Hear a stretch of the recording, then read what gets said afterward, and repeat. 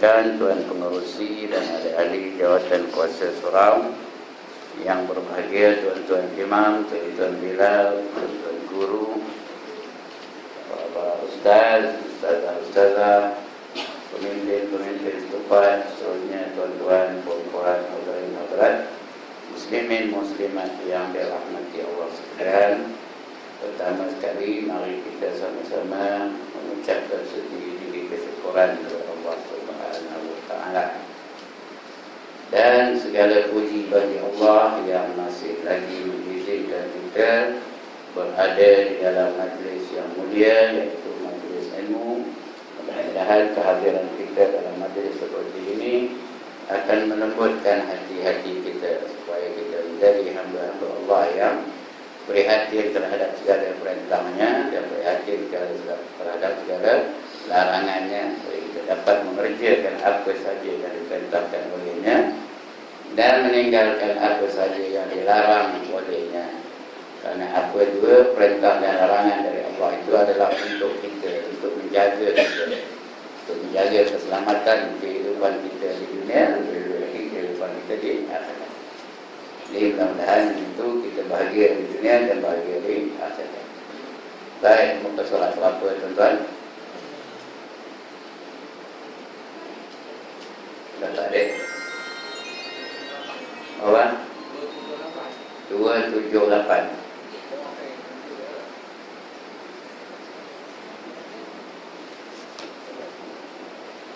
Syahadat. Ya. Syahadat bermula adab bersahabat serta Allah Ta'ala. Bersahabat bukan dengan makhluk, bersahabat dengan Allah Ta'ala. Bagaimana kita nak jadikan Allah sebagai teman. Ya, tajuk kita ni bersahabat ataupun hubungan kita dengan pencipta kita, iaitu Allah Subhanahu wa Ta'ala.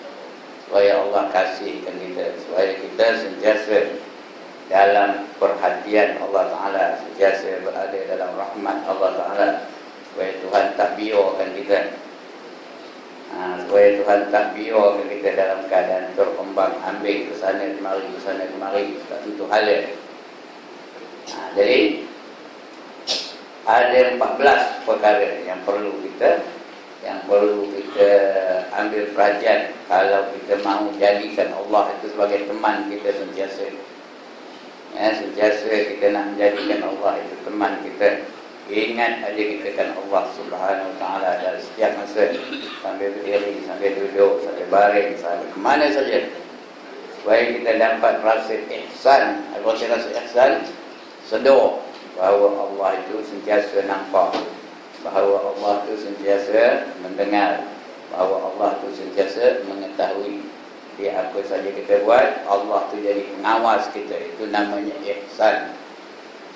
Nak dapatkan rasa ihsan tu kita kena ikut ataupun kena patuhi 14 perkara. 14 apa ya? Biar lagi masa kita zikir tu, 14 adab kita dengan Allah Subhanahu Wa Ta'ala.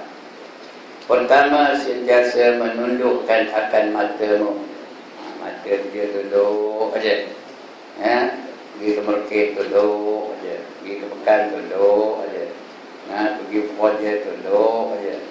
Jangan ngelewo aja di mata tu. Sebenarnya aja nengok perah amoi. Sebenarnya aja nengok apa? Perah tanggaci. Sebenarnya aja nengok apa? Nengok perempuan-perempuan yang ajnabi. Tunduk aja pandangan tu. Bukan suruh pejam ya, tunduk. Artinya jangan saja ngelewo mencari sasaran.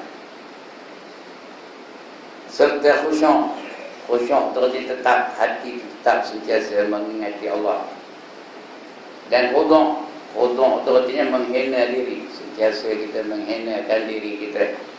Dululah kita baca lah, kita ni mesti rasa hina, ya, berbanding dengan siapa saja. Orang tua jumpa dengan orang muda, dia rasa lebih hina daripada orang muda kerana dia dah tua.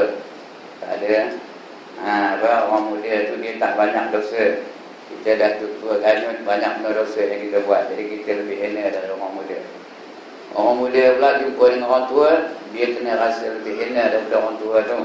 Kerana orang tua dia banyak umur, banyak pengalaman, banyak ibadah. Dia muda tak sampai kepada tahap orang tua tu. Orang alim jumpa orang jahil, dia rasa lebih hina daripada orang jahil. Kerana orang jahil tu buat sesuatu dia tak ada ilmu. Dia berdasarkan kepada kejahilan dia, maka dia buat itu, buat ini dan sebagainya dengan tidak ada ilmu. Tapi orang alim, dia ada ilmu. Ya, dia tahu benda tu salah, buat juga. Orang jahil itu tak tahu, dia buat. Kita yang alim sikit ni, tahu, buat juga. Tahu, buat juga. Dah tahu salah, buat juga. Dan dia rasa hina. Ya, begitulah kita jumpa kanak-kanak. Kita rasa kita lebih hina dari kanak-kanak. Kerana kanak-kanak tu belum akil balik, mereka tidak akan ditanya. Mereka tidak bertanggungjawab di atas segala perbuatan mereka. Mereka bukan taklif lagi, tidak diberhati hukum. Kita banyak benar perkara yang kita lakukan dengan sedar, dengan tahu dan sebagainya. Ya. Kita tengok orang kafir tu lah, kita rasa lebih hina. Yang ini tak boleh ditunjukkan, kita kena rasa dalam diri kita lebih hina daripada orang kafir. Kerana orang kafir tu kita tak tahu nasib depan dia.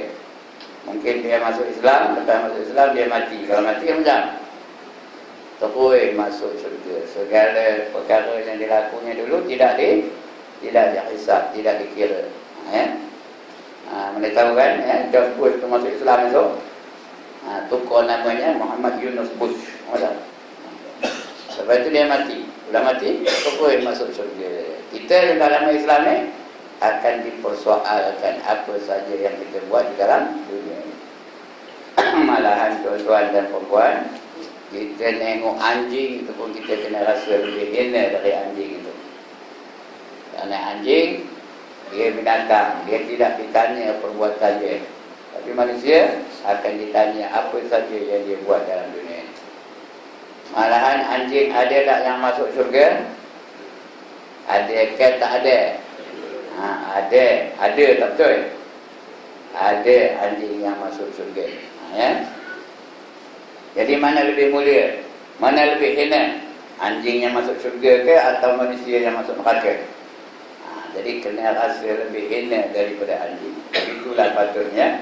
Itu namanya khudu', merasakan diri dia lebih hina daripada orang lain. Jadi berjalan tiga tunduk kepala dengan khusyuk terus tetap. Khudu' itu artinya menghinakan diri, merendahkan diri. Khudu' akan Allah Ta'ala. Itu adab yang pertama kita kalau hendak berdamping dengan Allah Ta'ala. Yang kedua, menghimpunkan himmah. Seperti himmah tu apa? Cita-cita. Baca himmah. Ya, minta marbuta tu himmah. Bukannya hamah, ya, himmah. Yakni menghimpunkan cita-cita kepada Allah Ta'ala. Allahu ghayatuna. Ada lagu namanya Allahu ghayatuna. Allah lah yang menjadi cita-citaku, cita-cita kami. Mana masing-masing bercita-cita akhirnya nanti nak bertemu dengan Allah Ta'ala. Tak, kita tak berjumpa dengan Allah Ta'ala. Dah diam je, tak nak pun. Tak, kita tak berjumpa dengan Allah. Tak jumpa dengan Allah, tak jumpa di batu putih ni. Cari dalam mata-mata Ramayun ni, dia tak jumpa, nak jumpa dengan Allah. Carilah rumah siapa-siapa pun, tak jumpa di batu putih ni, tak jumpa di Taman Melayu, tak jumpa di Batu Berangkat, tak jumpa di mana-mana dalam dunia ni, tak boleh jumpa dengan Allah Ta'ala. Nak jumpa dengan Allah Ta'ala di mana? Di dalam syurga. Hanya di dalam syurga sahaja kita boleh berjumpa dengan Allah Ta'ala. Ya. Masa itu berseri-seri muka mereka.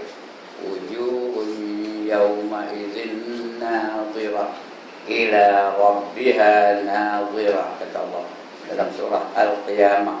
Baca surah Al-Qiyamah tu ya.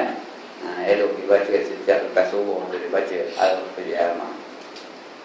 Pada hari itu muka mereka berseri-seri dan kepada Tuhan mereka dapat menelik. Maksudnya nengok, menelik, tengok benar-benar. Ya. Jadi cita-cita kita ni nak berjumpa dengan Allah Ta'ala, kerana nikmat di syurga yang paling besar yang paling hebat ialah nikmat melihat wajah Allah. Ya. Jadi bercita-cita tu sentiasa dia bertafakur, sentiasa tafakur pada kebesaran Allah Ta'ala, sentiasa memikirkan kebesaran Allah Ta'ala. Ya, dan uzmahnya, uzmah itu kebesaran juga ya, azim. Dan kebesarannya, dan jangan membanyakkan memikirkan akan yang lain daripada Allah Ta'ala. Jangan banyak fikir hal lain. Jangan fikir tentang Undertaker. Jangan banyak fikir tentang Lee Chong Wei. Jangan banyak fikir tentang apa lagi? Neng Bai Zora. Kenal ke mana? Jangan banyak fikir tentang apa lagi? Tentang Marilyn Monroe. Kenal? Tak kenal? Jangan banyak fikir tentang apa? Era Fazira. Sama dah jadi yang lagi. Jangan banyak fikir lagi apa-apa dunia ni. Banyak memikirkan tentang Allah Subhanahu wa Ta'ala. Ya. Dan jangan membanyakkan memfikirkan akan yang lain daripada Allah Ta'ala. Daripada segala dunia. Daripada pergi hal dunia ni. Jangan banyak fikir hal dunia. Ya. Apa dia dunia? Sesuatu yang tidak memberi manfaat dalam kehidupan akhirat. Itu namanya dunia. Ya. Dan kemuliaannya, kemuliaan dunia ni tak ada apa-apa. Setinggi mana pangkatnya pun, di akhirat nanti dia akan ditanya. Walaupun dia menjadi raja dunia ni, di akhirat besok akan ditanya. Kalau salah laku dia dalam dunia ni, akan dia hukum oleh Allah di akhirat nanti. Jadi dunia ni tak ada apa. Wa mal hayatud dunya illa mata'ul ghurur, kata Allah Ta'ala ya. Dan tidak ada kehidupan di dunia ini melainkan mata benda yang menipu jaya. Itu namanya ghurur, tertipu ya, terpedaya. Jadi jangan banyak teringat tentang dunia dan sentiasa hadir hati serta Allah Ta'ala. Hatinya ingat Allah aja. Allazina yadhkuruna Allah qiyaman wa qu'udan. Lagi wa 'ala junubihim. Lagi wa yatafakkaruna fi khalqis samawati wal ard. Rabbana ma khalaqta hadza batila subhanaka faqina 'adzaban nar, kata Allah dalam surah Ali Imran. Yaitu mereka-mereka yang senantiasa mengingati Allah sambil berdiri, sambil duduk, sambil dalam pembaringan, dan memikirkan kejadian-kejadian yang Allah cipta. Kejadian langit dan bumi yang Allah cipta itu, seraya berkata, wahai Tuhan kami, sesungguhnya kamu cipta segala-galanya ini tidak dengan sia-sia, bukan dengan sia-sia. Ya, wahai Tuhan kami, ya, tidak sia-sia ma khalaqtana fi wa yatafakkaruna fi khalqis samawati wal ard. Rabbana ma khalaqta hadza batila. Kamu cipta yang benda di dunia ni tidak dengan sia-sia. Maha suci Engkau, subhanak, maha suci Engkau ya Allah. Jauhilah kami daripada api neraka. Itu sentiasa doa dia. Subhanaka faqina azaban nar. Sentiasa doa itu. Ya, barulah berdamping dia sentiasa dengan Allah Ta'ala. Karena dia sentiasa mengingati Allah. Sambil berdiri, sambil duduk, sambil baring, nantinya apa aja dia buat, Allah tak jauh dari ini. Sentiasa dalam ingatannya. Ya. Bukan kita suruh wirid. Dia ingat aja Allah. Ya. Kena pun ingat Allah. Macam mana? Ikut adab-adab dan peraturan. Nak dah kita baca ni. Bab ni mula-mula kita dah kita baca. Adab-adab qada hajat. Kalau kita ikut tu, kita ingat Allah kan namanya. Ya, bukan suruh wirid je dalam pandai tu Allah, Allah, Allah. Tak. Kita ikut je peraturan-peraturan yang ditetapkan oleh Allah ketika ketika makan, ketika apa saja ya. Ikut peraturan-peraturan yang ditetapkan oleh Allah. Itu artinya ingat Allah lah. Bukan mayang dengan Allah. Bagaimana kalau kita sembahyang langsung tak ingat Allah? Langsung tak ada pahala. Kerana Allah datang ke sembahyang tu untuk mengingatinya. Aqimus salata li zikri, kata Allah. Dirikanlah kamu akan sembahyang untuk mengingati aku. Ya, kalau dalam sembahyang pun teringatkan undertaker, mana anda dapat pahala dia? Itu dia tuan. Itu yang kedua, sentiasa ingat kepada Allah, ya, dengan khusyuk dan khudu' dan membanyakkan memfikirkan, jangan banyak memfikirkan yang lain daripada Allah Taala. Lebih-lebih lagi urusan dunia, jangan banyak berfikir tentang urusan dunia. Baik, yang ketiga, mengekalkan akan diam. Itu tak terkejut. Tengok aja akan diam tu, akan dim, akan diam. Artinya dia banyak diam untuk bercakap. Kalau tak ada apa hal yang penting nak bercakap, jangan bercakap. Diam itu lebih baik. Ontok lebih baik. Tahu apa ontok? Tak tahu? Tanya tu, ada dua orang tu dekat dulu. Cikgu Hashim boleh tanya, Haji Jerani boleh tanya. Itu reti ontok. Kalau tak ada apa benda nak bercakap, apa buat? Diam lebih baik. Kerana berkata-kata tu boleh mendatangkan banyak kesalahan. Bila banyak salah, banyak dosa. Bila banyak dosa, masuk neraka. Apa ni? Banyak cakap, banyak salah. Banyak salah, banyak dosa. Banyak dosa, apa ujungnya? Masuk neraka. Apa sekali lagi? Kau lupa ya? Banyak cakap, sudah tak tahu. Banyak cakap, banyak salah. Banyak salah, banyak dosa. Banyak dosa, masuk neraka. Boleh apa? Sekali lagi. 1, 2, 3. Banyak cakap, banyak salah. Lagi? Banyak salah, banyak dosa. Lagi? Banyak dosa, masuk neraka. Jadi yang lebih baik diam. Sebab Rasul kata, man kana yu'minu billahi wal yawmil akhir falyaqul khairan aw liyasmut. Barang siapa beriman dengan Allah dan hari kemudian, maka hendaklah ia berkata yang baik-baik sahaja, atau lebih baik diam. Kalau diam Tuhan tak tanya pun, tapi bila kita bercakap Tuhan tanya. Percakapan kamu tu memberi manfaat atau tidak? Berguna atau tidak? Ada tak keuntungan bagi orang yang kita cakap tu, atau kita sendiri beruntung ke tak? Kalau tak boleh, lebih baik diam, jangan bercakap. Jangan tak ada kena-mengena dengan kehidupan kita, tak usah cakap. Tak payah komen lah. Lantak je lah, menang Kelantan ke menang Perak ke, lantak itu bukan kerja kita. Ini beri benar, siapa menang lah? Kelantan ke Perak, lantak, siapa menang tu kalah.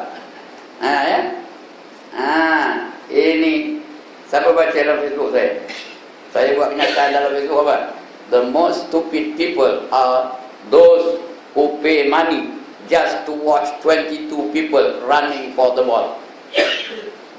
Running and chasing the ball to put the ball into the opponent's net. Tahu kertinya ni? Tak tahu dah lah mana buatnya. Itulah orang yang paling bingung, ialah melihat atau mengeluarkan duit, buang duit, apa buat? Menengok 22 orang ngejor sedikit bola. Nak masuk ke bola tu dalam gol lawan. Itulah dia orang yang paling bingung. Udah ada yang tengok saya tu. Dia pun kali turun pintu katanya. Ada tak? Orang tak ada tu lah. Tapi don't forget, saya orang itu dapat duit. Saya berlibat dengan beli orang itu, saya dapat duit, tahu. Sekali pergi Kuala Lumpur, kalau 300 ke dapat. Ini ngeluar duit. Udahlah ngeluar duit sampai itu bersorak betul, riuh tu, konyok sampai tak suara keluar. Sampai hilang suara. Bingung ke terodik tu. Tu aja ni, bingung ke terodik. Itulah dia orang yang paling bingung, tahu. Esoknya dah serak lagi. Itu punya bingung itu dia. Jadi lebih baik diam dan taklah apa nak cerita pun Itu yang keempat. Ada bangkangan. Bagi peluang ada 4 dah. Ada bangkangan. Yang kelima, ada apa ni? Bangkangan. Yang keempat. Ya. Yang tiada memberi faedah pada agama kerana sabda Nabi. Lagi kita baca nanti. Jangan banyak memfikirkan yang lain daripada Allah Ta'ala, daripada segala dunia dan kemuliaannya, dan sentiasa hadir hati serta Allah Ta'ala. Itu yang kedua tadi.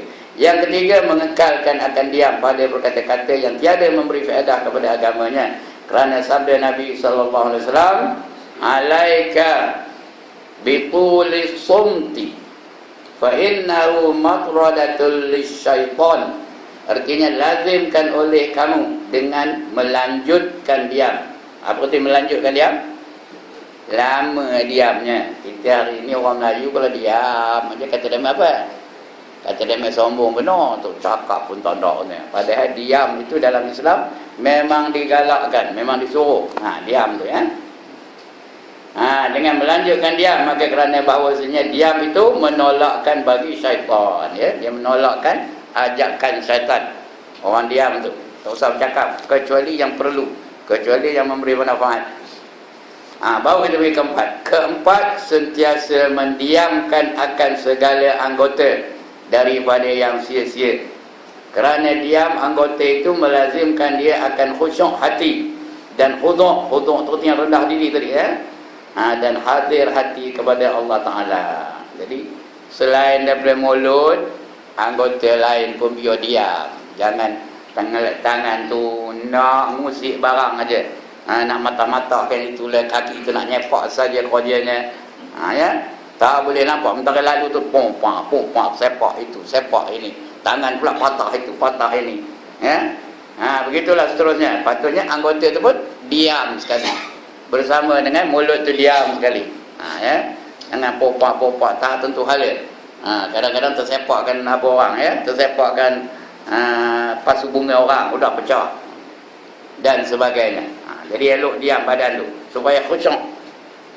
Badan anggota tu pun nak khusyuk, macam orang sembahyang dia.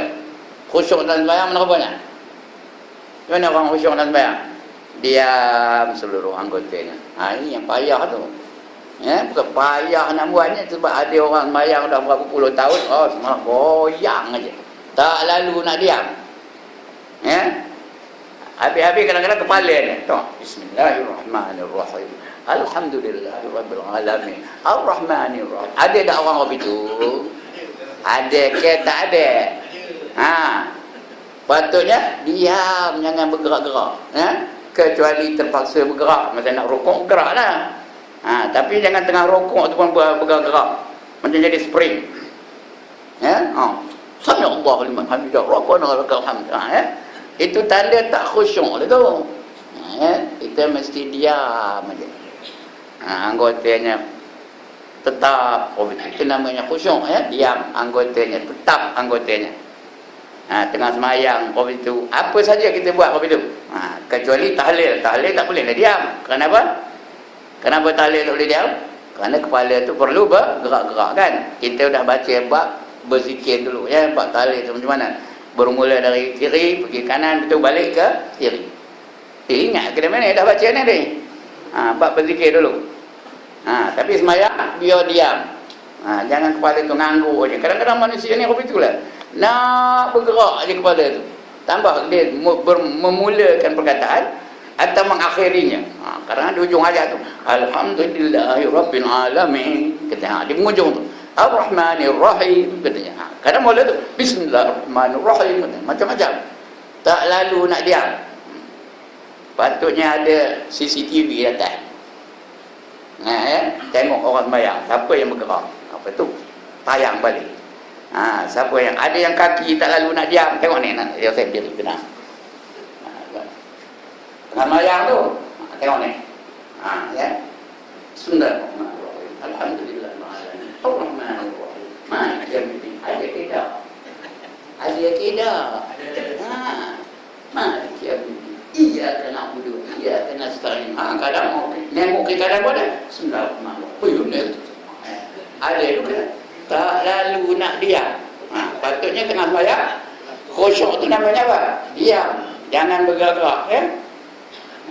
Ini yang payah ni, kecuali kita sedar kita tengah sembahyang. Ini orang yang buat apa itu tu dia tak sedar yang dia sembahyang. Itu yang bergerak aja panjang tu. Kalau dia sedar dia sembahyang, dia tidak akan bergerak. Ya. Baik. Itu yang kelima, ya. Yang keempat, sentiasa mendiamkan akan segala anggota daripada yang sia-sia. Lagipun setengah orang dia bila semayang aja mula dah gatal. Kadang kepalanya gatal, kadang tengkuknya gatal, nak bergaru aja. Ada ke tak ada orang begitu? Yang amat banyak, ya.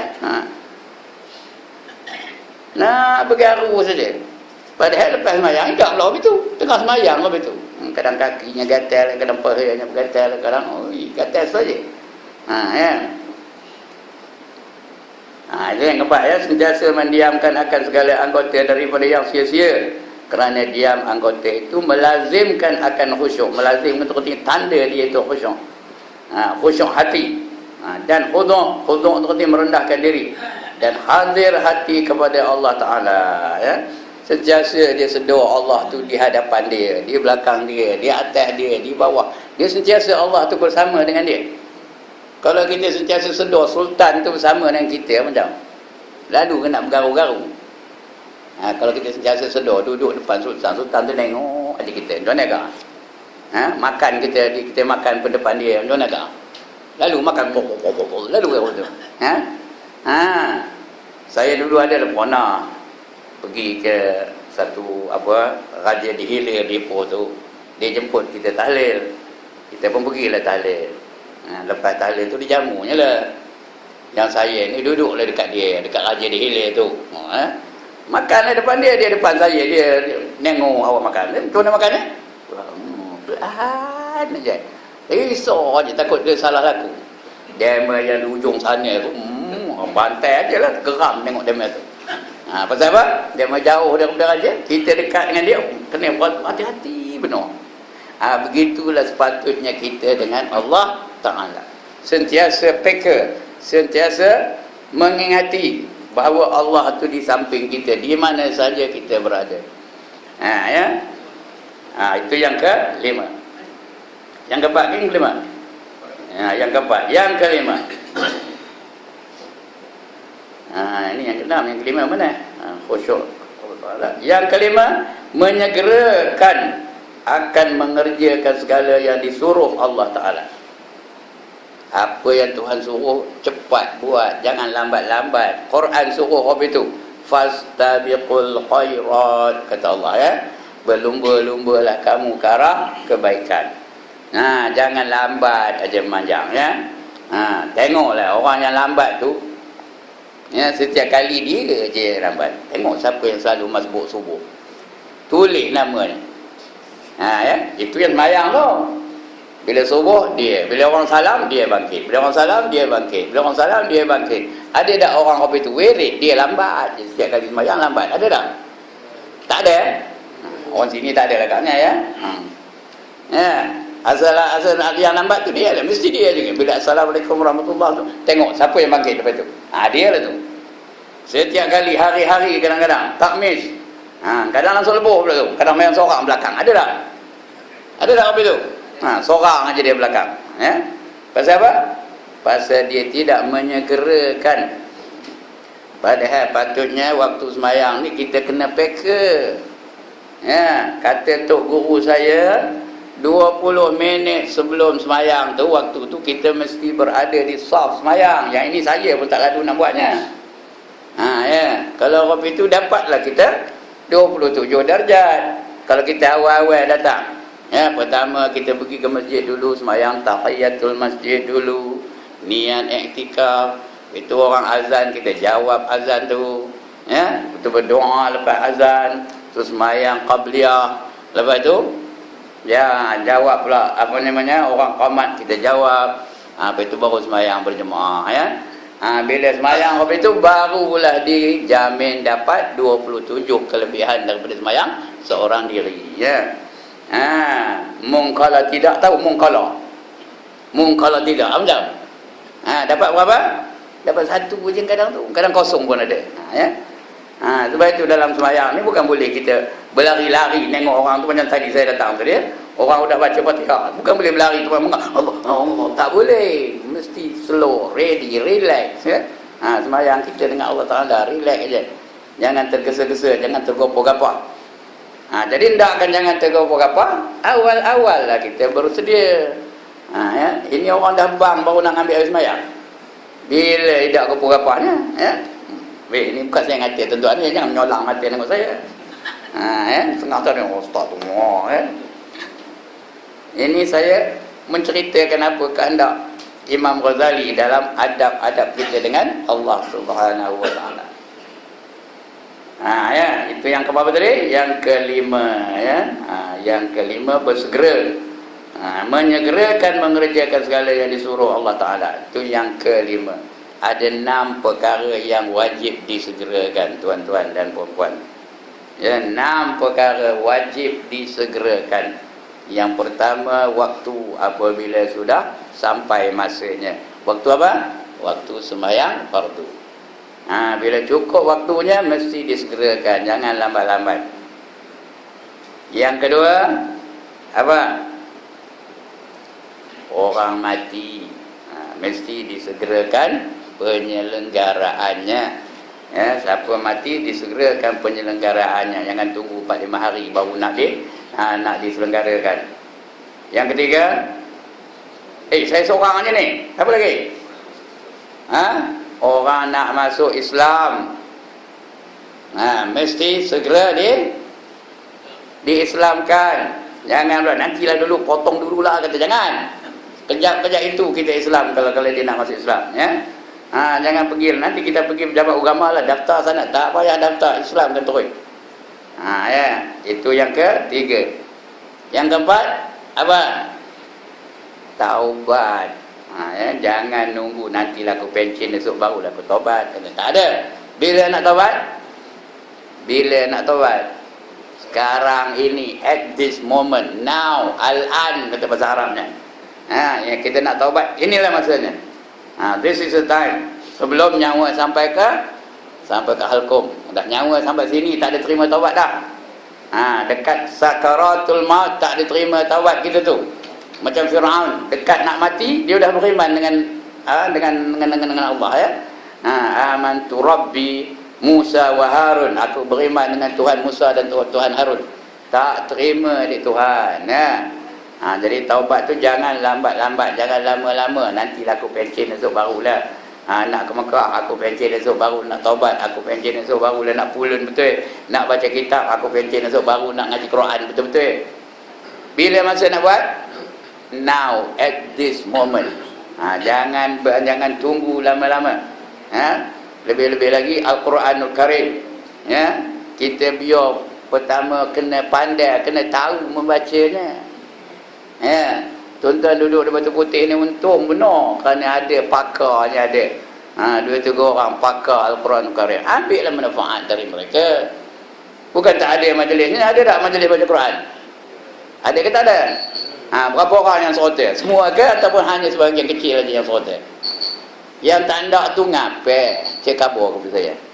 Yang tak ada serotel majlis yang diketuai oleh Tuan Haji Ra'i dan lain-lain tu, ngapai tak ada? Cuba khabarkan. Tak ada lancor. Mana pergi lancor?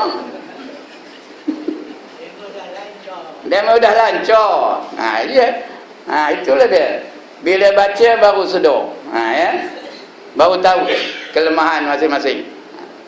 Padahal ilmu tu free of charge. Bukan minta duit. Ada minta RM5 seorang. Sekali datang RM5, sekali datang RM5 ada.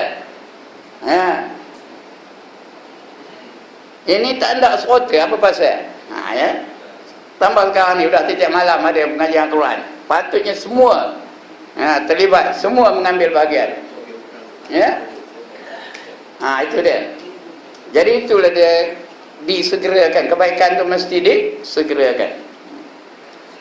Mengapa pergi Quran buat begini? Kerana dapat ada manusia-manusia yang dah sampai umur 60, sampai umur 70 tapi baca Quran tak reti lagi. Nak ke mati dalam keadaan jahil? tuan-tuan dan puan, hendak akan mati baca Quran pun tak reti. Esok bila ditanya di Munkar dan Nakir tu,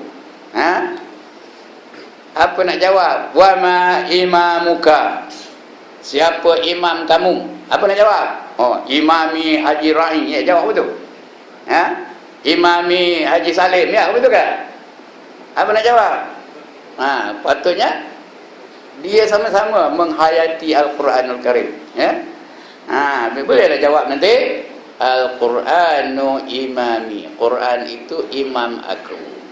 Tapi Quran ni nak belajar dulu. Mula-mula nak belajar membacanya, kemudian nak belajar maknanya, kemudian nak belajar tafsirnya, kemudian nak belajar asbabun nuzulnya. Semua banyak perkara kita kena tahu tentang Al-Quranul Karim. Ya. Tapi malangnya sikit benar orang yang mahu menyertai ilmu free betul. Di Masjid An-Nur tu tiap-tiap pagi ada baca Quran. Tapi yang serota hanya lebih kurang 8 orang aja, 7-8 orang itu aja. Yang lain semua nyelih je dari jauh. Mengapa entah, Lebih-lebih orang pencin, apa lagi nak dibuat? Serota lepas subuh tu baca Quran. Berguru lah, jangan seorang-seorang baca. Kalau seorang-seorang baca kira betul aja lah, tak ada salah. Siapa kalau berguru baru tahu betul ke salahnya. Di sini banyak pakar-pakarnya. Rugi je kita biarkan. Mati dia masuk langsung tak berkembang ilmu mereka tu. Itu yang wajib disegerakan. Apa kata dia? Sebab Quran pula begini. Bukan Quran masuk dah. Taubat tadi. Ya betul. Taubat wajib disegerakan. Ya. Lagi apa yang wajib disegerakan? Ada 2 lagi, 4 tu dah sebut ya. Yang pertama waktu semayang, yang kedua apa tadi? Orang kafir masuk Islam. Yang ketiga orang mati jenazahnya ya. Yang keempat taubat. Yang kelima hutang segera dibayar. Kalau ada hutang bayar. Jangan tengok dah ada lebih baru nak bayar. Tak, dapat gaji tu terus bayar dulu. Baru kisah yang lain ya, baru ngirakan barang-barang di rumah. Ya, itu hutang. Yang keenam, kalau ada naruh anak dara di rumah tu, kalau ada anak dara dan anak dara tu ada orang dak, dan orang yang dak tu kira-kira sepadanlah, sekufu dengan dia, segerakanlah perkahwinannya ya, disegerakan perkahwinannya. Kerana naruh anak dara ni macam naruh bara tahu. Fitnahnya banyak benar. Segeralah dikahwinkan, dijodohkan dia dengan orang yang kufu. Kufu tu apa? Yang sesuai dengan dia, yang boleh memelihara dia dunia dan akhiratnya. Segera. Jangan nunggu dia pakai kereta apa, tak payah kereta tak apa, kapcai pun boleh. Bersikap boleh tak tuan Jumah? Kalau dia ada bersikap je boleh tak? Boleh, kalau dia boleh membimbing anak kita tu dunia dan akhirat. Itu 6 tempat wajib disegerakan. Itu yang keberapa tadi? Yang ke-6 ya. Yang ke-6 belum, yang kelima. Yang ke-6, menjauhkan akan segala yang dilarangkan oleh Allah Ta'ala atas jalan yang bersegera. Tadi segera suruh buat apa yang disuruh. Yang ini bersegera untuk menjauhi apa yang Allah larang. Benda yang berdosa jangan di tempat-tempat. Mana yang berdosa itu tinggalkan. Jangan disegerakan kepada tempat yang berdosa, yang Allah larang, jauhkan. Jangan dekat-dekat benda yang berdosa tu. Jangan diikutkan. Jangan ikut hawa nafsu. Hawa nafsu dia memang suka benda yang jahat-jahat tu. Kita kena ikut syariat. Itu sebab dalam hidup ni ada 5 hukum. Ada wajib, ada haram, ada sunat, ada makruh, ada harus. Yang wajib segera dilaksanakan. Yang haram segera ditinggalkan. Yang sunat buat sebanyak-banyak mungkin. Yang makruh tinggalkan sebanyak-banyak mungkin. Yang harus jadikan ibadah. Yang harus tu jadikan ibadah. Kerana sesuatu yang harus tu dia tidak tinggal harus. Bila dilaksanakan dia tukar kepada 4 hukum tu. Boleh jadi wajib, boleh jadi sunat, boleh jadi haram, boleh jadi makruh. Itu yang harusnya. Makan. Makan tu harus hukumnya. Tapi bila kita makan, dia boleh jadi sunat, boleh jadi makruh, boleh jadi wajib, boleh jadi haram. Begitu juga yang lain-lain. Jadi mana yang dilarang Tuhan tu jauhkan. Jangan apa namanya? Jangan kita libatkan diri kita dalam perkara-perkara yang haram. Apa saja. Ya, sama ada kenduri kenara, pergaulan harian, apa saja bila haram jangan buat. Lagu-lagu, percakapan, pergaulan, apa sajalah ya. Bila haram jangan kita libatkan diri kita. Ya, jangan mudahkan. Alah, bukan dosa besar kata jangan ya. Kerana dosa kecil itu mungkin menyebabkan kita masuk neraka. Itu yang keenam. Yang ketujuh, bersegera ya. Yang atas jalan bersegera. Yang ketujuh, jalan iktirad. Iktirad itu artinya redha. Ya, jalan iktirad atas kudrah Allah Taala dan qadanya. Yakni apabila engkau lihat sesuatu perbuatan, jangan engkau sekali-kali jangan engkau sangkal, bukan sekali itu ya, jangan engkau sangkal dan jangan engkau tegur dengan hatimu, dan hanya sesungguhnya serahkan semuanya perbuatan itu kepada Allah Ta'ala. Melainkan jika perbuatan itu menyalahi akan syarak, maka jika ada manfaat pada menegur itu, maka engkau tegur dengan lidah jua. Dan jika tiada memberi manfaat, maka iaitu diam daripada menegur itu terlebih baik daripadanya. Yang ketujuh, ya, redha dengan perbuatan orang lain, ya, redha aja dengan ketentuan Allah terhadap orang itu. Tak payahlah kita tegur, kecuali kalau perbuatan itu menyalahi undang-undang Islam, menyalahi syarak, yang itu kena tegur. Sebab Nabi suruh apa itu, man ra'a minkum munkaran falyughayyirhu biyadihi fa in lam yastati' fa bi lisanihi fa in lam yastati' fa biqalbi wa zalika adhaful iman. Itu perintah Nabi. Bila nampak satu kemungkaran, hendaklah kamu tegur dengan kuasa yang ada pada kamu. Tak boleh dengan lisan kamu, dengan lidah. Tak boleh juga dengan hati kamu. Itulah dia iman yang paling lemah. Kalau dalam hati berlidah, tak ada iman langsung lah. Jadi benda-benda yang kita perlu tegur, kita kena tegur. Tapi kalau lidah, tak payahlah nak tegur. Kalau tengok orang pakai kepiah hitam, jangan tegur. Janji dia pakai kepiah. Tengok orang pakai kain pelekat, tak payah tegur. Ataupun tengok orang lelaki pakai kain batik, sana kemari, pakai kain batik, tak payah tegur, kerana itu kehendak dia. Allah dah tentu dengan Rabbi itu, dia pendak Rabbi itu, tak payah tegur. Janjinya apa? Pakaiannya menutup aurat. Bila dia menutup aurat, okeylah dah tu. Passion tak apa, lantaklah.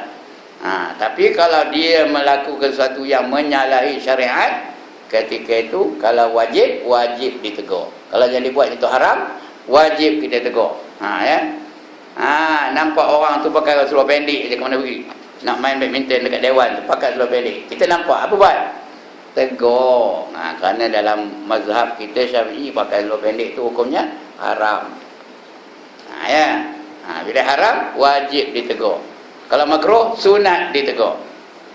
Tapi kalau dia passion, lantaklah dia pakai seluar tu, seluar pendek tapi di bawah lutut, lantaklah, tak apa.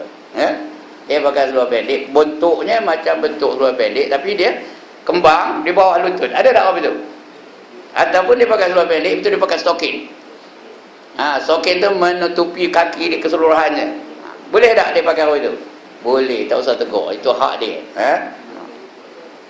Tapi kalau menyalahi syarak, wajib ditegur. Ya. Kalau wajib, ya wajib ditegur, kita tak tegur apa macam? Berdosa. Ya, wajib ditegur, kita tak tegur, berdosa lah kita. Ya. Itu jalan iktirad, ya. Jalan iktirad artinya redha, daripada perkataan radin, ya. Redha atas qadar ataupun ketentuan Allah Ta'ala dan qada'nya. Jadi kita kena redha dengan ketentuan Allah Ta'ala. Kita ni Allah dah jadikan kita, redha lah. Walaupun kita tak suka jadi kita. Ya, tuan-tuan pun seronok penuh ke jadi tuan-tuan. Yunus seronok penuh ke jadi Yunus? Seronok penuh kan? Ya. Entahlah, saya bukan seronok penuh jadi saya. Kalau boleh, biarlah jadi Sultan Brunei ke. Tapi tak boleh. Apa buat? Redha ajalah ketentuan Allah Ta'ala. Ya. Yang belakang pun bukan tentu suka jadi dia nya. Kadang-kadang dia nak jadi Permaisuri Agung ke. Tapi tak jadi, lantaklah. Redha ajalah dengan ketentuan Allah Ta'ala. Tuan-tuan pun itu juga. Bukan seronok benar jadi tuan-tuan ni. Kalau boleh biarlah jadi apa? Jadi apa namanya, Perdana Menteri ke. Ini tak dapat. Jadi ketua kampung kalau putih ni jadilah. Kalau dapat jadi ketua kampung pun. Tak dapat. Redha jugalah ketentuan Allah Subhanahu wa Ta'ala. Ya. Dan kalau salah, tegur. Kalau patut dia tegur, dia tegur. Kalau hukumnya wajib tegur, kita kena tegur. Kalau tidak, diam itu lebih baik. Biarkan dia dengan hal dia. Ya? Iaitu diam daripada menegur itu lebih baik daripadanya. Itu yang ketujuh. Yang ke-8, mengekalkan akan zikir dengan lidah. Zikir itu biar banyak-banyak, jangan sikit-sikit ya. Mengekalkan dengan zikir dengan lidah. Zikir itu dengan lidah lah. Biar lidah kita tu basah dengan zikrullah. Kerana itu perintah Allah Subhanahu wa Ta'ala. Ya ayyuhallazina amanu zkurullah. Lagi zikran katsira. Wahai orang-orang yang beriman, ingatlah Allah, berzikirlah kamu kepada Allah dengan zikir yang banyak-banyak ya. Jangan malas berzikir, jangan main kotot-kotot je. Orang akhir zaman ni banyaknya kotot-kotot je. Zikir pun kotot, semuanya kotot. Tahu kotot? Main potong-potong aja. Biar dia banyak-banyak zikir. Cuma biarlah berpatutan ya, berpatutan. Jangan nampak sampai tak lalu orang nak ngikutnya. Saya pernah singgah di satu masjid, dah saya cerita sini agaknya dulu. Tak apa cerita lagi, lantak sampai tak nak dengar tutup telinga tu. Pernah saya singgah di satu masjid sembahyang subuh. Ya. Dia wirid lah, wirid. Udah dekat nak tahlil tu, saya tengok seorang bangkit. Nyudahnya semua sekali bangkit, tinggal saya seorang tak bangkit. Dengan tu imam tu lah. Ya. Tu imam tu ngadap saya pula. Saya pun bukan main ngeletik rasa nak bangkit. Tapi rasa tu imam tu dah ngadap saya, dah segan rasa nak bangkit. Mun ditampilnya tahlil entah berapa ribu, la ilaha illallah. Dia pecah mata pula tu, la ilaha illallah, la ilaha illallah. Sampai naik matahari baru berhenti. Patutlah mati saya patut.